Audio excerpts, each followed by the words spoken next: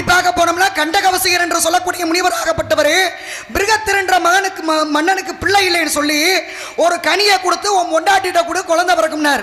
வாங்கின மன்னர் எனக்கு 2 கொண்டாடி இருக்குன்னு சொல்லியிருக்கணும். சொன்னாரா? சொல்லலை. வாங்கிட்டு போய் 2 பெண்ணுக்கு சரிபாதியா பகிர்ந்து தர்றேன்னு 2ஆ வெட்டி கொடுத்தார். 2 பெண்ணும் கர்ப்பமானா, 2 பெண்ணும் குழந்தை பத்தா. இவர் நினைச்சுக்கிட்டு இருக்காரு 2 பிள்ளை பிறக்க போகுதுன்னு. ஆனா பிறந்தது ஒரு கண்ணு, மூக்கோட ஒரு பகுதி, ஒரு கை, ஒரு கால்னு ஒரு பொம்பளை பெத்து போட்டா. இன்னொரு பொம்பளையும் அதே மாதிரி பெத்து போட்டா. இந்த 2 பிண்டமும் வேணாம், இதை கொண்டு போய் முச்சந்தியில போடுங்கன்னார். அப்ப முச்சந்தியில போடும்போது ஜரா என்ற மாமிசம் தின்னு அறக்கி அதை சாப்பிடலான்னு எடுக்கும் போது உடம்பு ஒட்டிக்கிருச்சு. ஒட்டின பிள்ளையாக்கி உயிர் கொடுத்தா கொல்ல மனம் இல்லாம. அப்ப ஜரா என்ற அரக்கி சந்தியை கண்டு வந்ததுனால அவனுக்கு ஜராசந்தன் பேரு.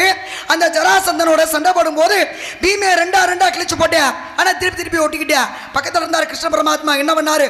ஒரு புல்ல புடுங்கி அதை புடுங்கி எடுத்து அப்படி பிரிச்சு தலைவு மாதிரி போட்டு காமிச்சார். அப்ப தலையோட ஒரு பகுதி இருக்க பக்கத்துல காலை போடணும்னு. அன்னைக்கு ஜராசந்தன் செத்தியா. அப்ப அந்த இடத்துலயும் புடுங்கினதுனால தானே இந்த கதை நடந்துச்சு. அதே ராமாயணம்.